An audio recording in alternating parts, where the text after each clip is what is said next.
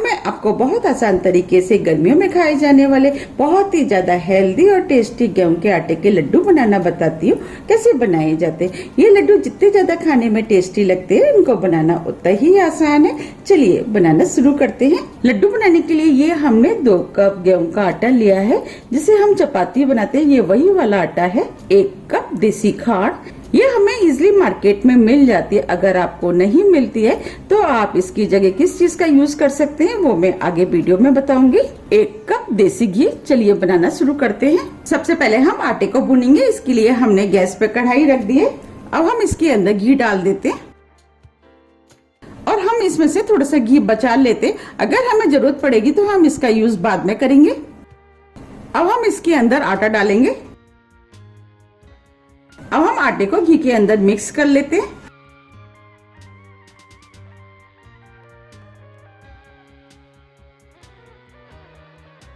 अब हम आटे को स्लो मीडियम फ्लेम पर लगातार चलाते हुए जब तक भूनेंगे जब तक कि आटा गोल्डन ब्राउन कलर का नहीं हो जाता, और आटे को लगातार चलाते रहना है जिससे कि आटा तली में ना लगे। हम आटे को जितने ज्यादा स्लो मीडियम फ्लेम पे भूनेंगे लड्डू उतने ही ज्यादा टेस्टी बनके तैयार होते हैं। इस तरीके से आटे को भूनने में टाइम जरूर ज्यादा लगता है, लेकिन इसके बने हुए लड्डू खाने में बहुत ज्यादा टेस्टी लगते हैं।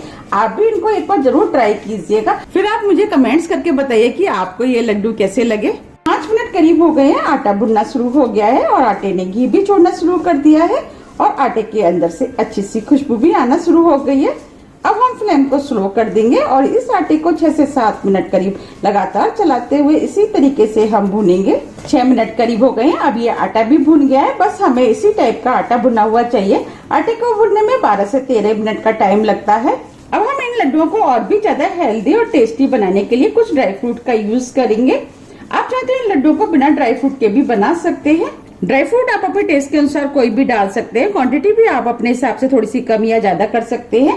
ये हमने काजू, बादाम, किशमिश लिए हैं। ये 1/4 करीब है। इन सभी चीजों को छोटी छोटी पीस में काट लिया है, वो हम डाल देते हैं। अब हम इसके अंदर आधा कप नारियल का बुरादा डालेंगे, क्योंकि मेरे पास इस समय रखा हुआ था, मैं इसीलिए इसका यूज कर रही हूँ। अगर आपके पास नहीं है तो आप इन लड्डुओं को बिना नारियल के बुरादे के भी बना सकते हैं। नारियल के बुरादा डालने से एक तो लड्डू हेल्दी हो जाएंगे और खाने में भी टेस्टी लगेंगे। अगर आपके पास सूखा वाला नारियल रखा है तो आप उस नारियल को कद्दूकस करके भी डाल सकते हैं। अब हम इसके अंदर 2 टेबल स्पून खसखस डालेंगे, जिसे पॉपी सीड भी बोलते हैं। खसखस हमारी हेल्थ के लिए बहुत ज्यादा फायदेमंद होती है। अगर आपके पास खसखस नहीं है तो इन लड्डुओं को बिना खसखस के भी बना सकते हैं। अब हम सभी चीजों को लगातार चलाते हुए 1 मिनट करीब आटे के साथ भून लेते हैं। जब हम सभी चीजों को लड्डुओं के अंदर मिला करके बनाते हैं तो लड्डू हेल्दी तो हो ही जाते हैं और खाने में भी बहुत ज्यादा टेस्टी लगते हैं। अगर आपके पास जो भी चीज नहीं है तो आप उसके बिना भी ये लड्डू बना सकते हैं, वो भी लड्डू खाने में टेस्टी लगते हैं। 1 मिनट करीब हो गया है। सभी चीजें भुन गई है। अब हम फ्लेम को ऑफ कर देते हैं और इसे एक बाउल में ठंडा होने के लिए निकाल लेते हैं। अब ये लड्डू का मिश्रण भी ठंडा हो गया है, बस हल्का सा ही गर्म है। अब हम इसके अंदर खांड डाल देते हैं। वैसे तो खांड हमें इजीली मार्केट में मिल जाती है। अगर आपको नहीं मिलती है तो आप इसकी जगह बूरा या तगार का इस्तेमाल कर सकते हैं। अगर आपके पास बूरा और तगार नहीं है तो आप इसकी जगह पाउडर शुगर का इस्तेमाल कर सकते हैं। वो तो सभी के घरों में होता ही है। आप चीनी को पीस करके पाउडर शुगर बना सकते हैं। मैंने खांड का इस्तेमाल इसीलिए किया है कि खांड ठंडी होती है और गर्मियों में ये बहुत ज्यादा फायदा करती है। अब हम इसके अंदर 4 से 5 छोटी इलायची डालेंगे, जिसे हमने पीस लिया है। इससे लड्डू के अंदर खुशबू अच्छी आएगी, लड्डू खाने में भी टेस्टी लगेंगे।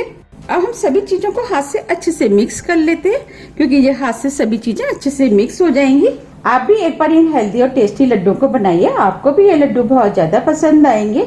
ये लड्डू बच्चे, बड़े, बुजुर्ग सभी खा सकते हैं, लेकिन ये बच्चों को तो बहुत ज्यादा फायदा करते हैं, क्योंकि आजकल ऑनलाइन क्लासेस चल रही हैं, जिसकी वजह से बच्चे थक जाते हैं। तो ये थकान को तो दूर करते ही और दिमाग को भी तेज करते हैं। और जैसे कि सिर दर्द, थकान, कमजोरी, शरीर में दर्द, इन सब में भी ये लड्डू बहुत ज्यादा फायदेमंद होते हैं। हमें दिन में 1 या 2 लड्डू रोज खाने चाहिए। अगर हम इन लड्डुओं को खाएंगे तो ये जो प्रॉब्लम है वो सब ठीक हो जाएंगी। बातों ही बातों में ये मिश्रण बनके तैयार हो गया है। चलिए अब लड्डू बना लेते हैं। अब हम इसमें से थोड़ा सा मिश्रण ले लेते हैं। हमें इस तरीके से लड्डुओं को बनाना है। मिश्रण आप अपने हिसाब से ले लें कि लड्डुओं का साइज आपको क्या रखना है। मैं मीडियम साइज के लड्डू बना रही हूँ। हमें इस तरीके से लड्डुओं को चिकना करना है। आप देख पा रहे कितना बढ़िया लड्डू बनके तैयार हुआ है।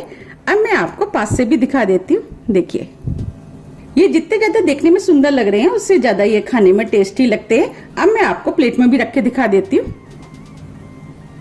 देखिए कितने बढ़िया लड्डू बने हैं। इस तरीके से हम सभी लड्डू बना के तैयार कर लेंगे। अब ये सभी हेल्दी और टेस्टी आटे के लड्डू बनके तैयार हो गए और देखने में कितने सुंदर लग रहे हैं और ये खाने में भी बहुत ज्यादा टेस्टी लगते हैं। अब मैं आपको पास से भी दिखा देती हूँ। देखिए कितने बढ़िया लड्डू बने हैं।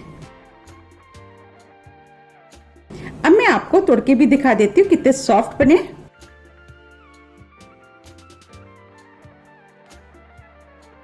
देखिए अंदर से कितने सुंदर लग रहे हैं और ये खाने में भी बहुत ज्यादा टेस्टी लगते हैं। आप इन लड्डू को एक बार जरूर बनाइएगा, फिर मुझे कमेंट्स करके बताइए कि आपको ये लड्डू कैसे लगे। मुझे उम्मीद है कि ये लड्डू आपको बहुत ज्यादा पसंद आएंगे।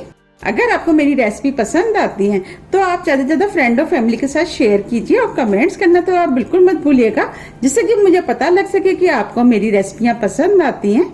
आप मेरे फेसबुक पेज को भी फॉलो कर सकते हैं, इसका लिंक मैं अपने डिस्क्रिप्शन बॉक्स में दे दूंगी। आप इन लड्डुओं को 1 से 2 महीने के लिए एयरटाइट डिब्बे में भर करके रख सकते हैं और जब भी आपकी खाने की इच्छा है आप निकाल करके खा सकते हैं। आप चाहे तो इन लड्डुओं को सफर पे भी ले जा सकते हैं और ये लंबे टाइम तक चल जाते हैं और जल्दी खराब भी नहीं होते हैं। अगर आपको मेरी रेसिपी थोड़ी भी पसंद आती है तो रेसिपी को लाइक कीजिए, चैनल को सब्सक्राइब कीजिए। सब्सक्राइब बटन के बगल में जो बेल आइकन है उसे आप प्रेस करना ना भूलिए, जिससे कि मेरी आने वाली वीडियो का नोटिफिकेशन आपको सबसे पहले मिल सके। अब हम फिर मिलते हैं इसी तरह की अच्छी और टेस्टी रेसिपी के साथ। जब तक के लिए नमस्कार।